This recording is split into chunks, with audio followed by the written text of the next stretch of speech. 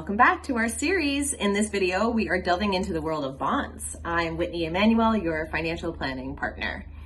Bonds are debt securities issued by corporations or governments.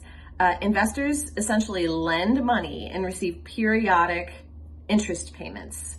And that's if you are buying individual bonds. There are also bond funds where interest is also generated, but it works a little bit differently than if you were to buy individual bonds.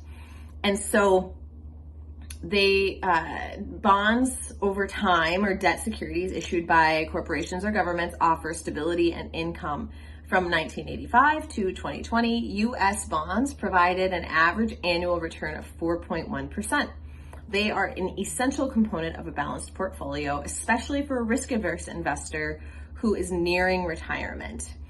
Bonds are ideal for the risk-averse, and so they provide a cushion during market downturns. So even if you're an aggressive investor, you may have a small chunk of bonds just so that your portfolio is not as volatile. Because the types of bonds range from treasuries, which are the U.S. government bonds, the safer on the spectrum of risk, they're on the safer side of the spectrum, to high yield or junk bonds, which are bonds of companies that have poor cash flow or poor balance sheet, and so then you get a higher yield from those. And so they can fit into any of the buckets of the 3-bucket approach. They are an important part of an overall diversified portfolio. So just if you're conservative, you may be heavier in bonds, but if you're aggressive, you just may be lighter in bonds, but you don't want to ever leave bonds on the wayside.